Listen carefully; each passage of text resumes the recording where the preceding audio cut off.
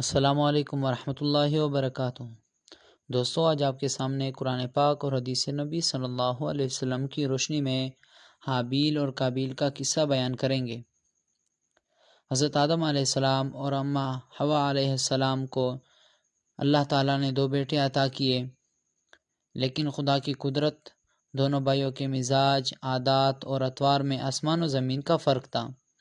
بڑا بھائی قابیل یہ مزاجاً غصے کا تیز، بد زبان اور فطرتاً برائی کی جانب راغب تھا۔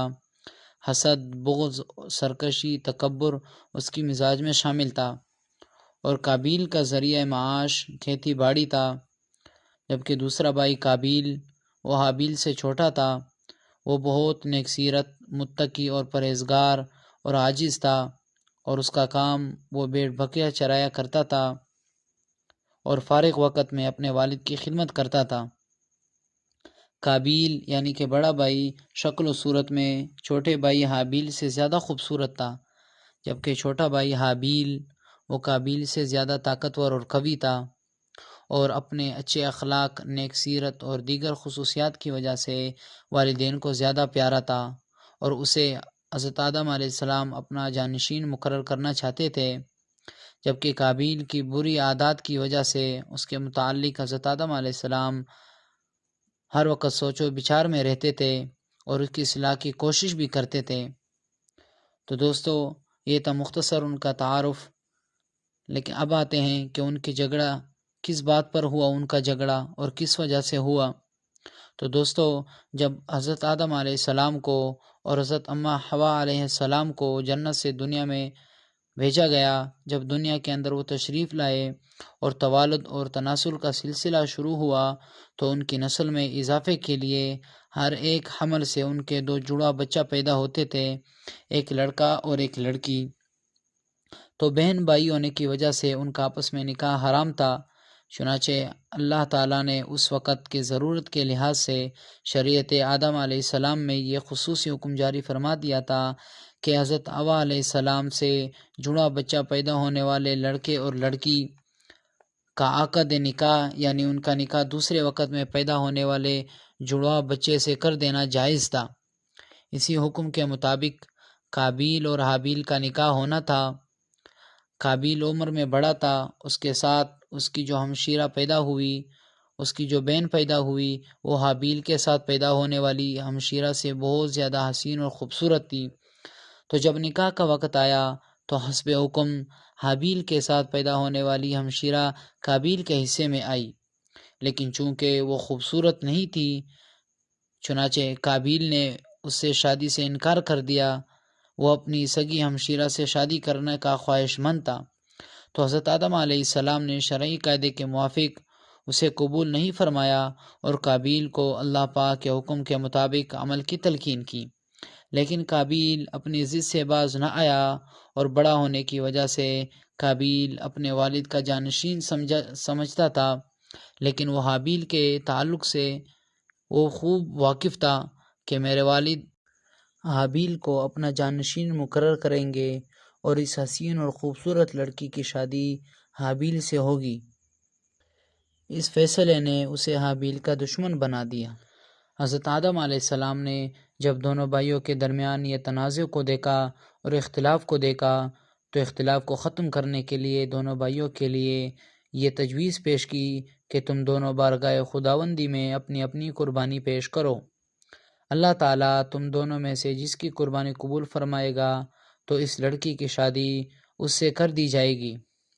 ادھر حضرت آدم علیہ السلام کو یقین تھا کہ قربانی حابیل ہی کی قبول ہوگی، کیونکہ یہ لڑکی اس کا حق ہے۔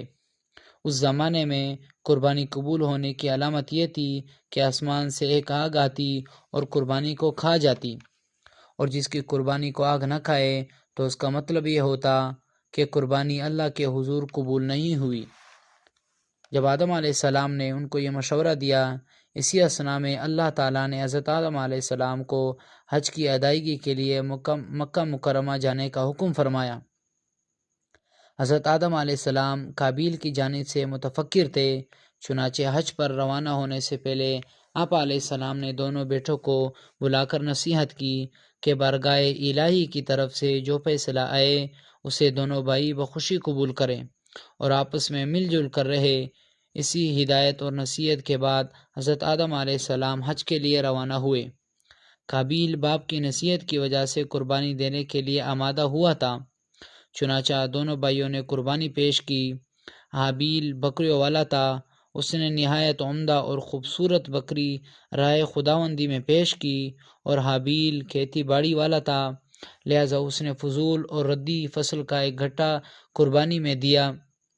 اللہ پاک نے حابیل کی قربانی قبول کی اور قابیل کی قبول نہ کی، رد کر دی۔ اللہ پاک نے اس کی قربانی کو رد کر دیا تو قابیل کو غصہ آ گیا اور حسد کی آگ میں جل کر بولا کہ میں تجھے جان سے مار دوں گا، میں تجھے قتل کر ڈالوں گا۔ حابیل نے کہا، بھائی جان، اس میں میرا کیا قصور ہے؟ یہ تو اللہ پاک کا قاعدہ ہے کہ وہ صرف متقی بندوں کی قربانی کو قبول فرماتا ہے۔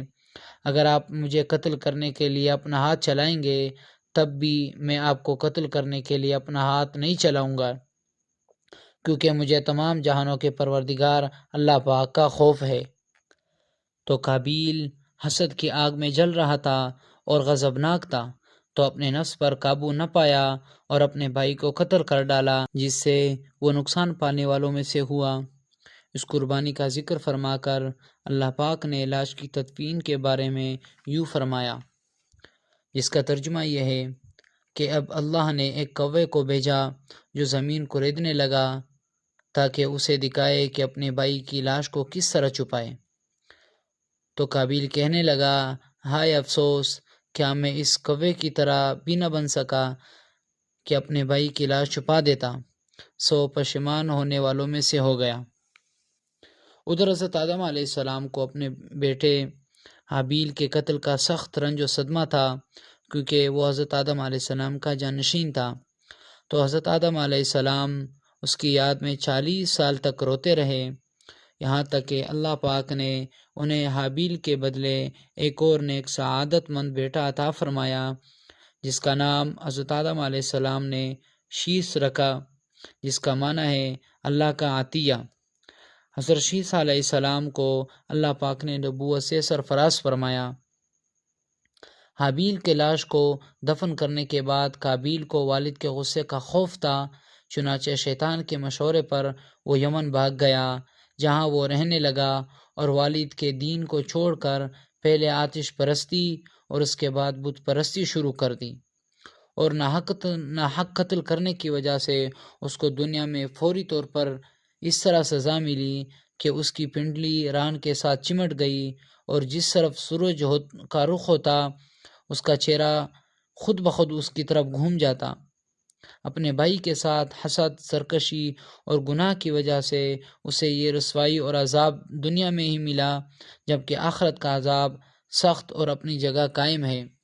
دوستو، یہ تھا قرآن پاک اور حدیث نبی صلی اللہ علیہ وسلم کی روشنی میں حضرت آدم علیہ السلام کے دو بیٹے حابیل اور قابیل کا قصہ۔ دوستو، ویڈیو پسند آ جائے تو ہمارے چینل کو ضرور سبسکرائب کریں۔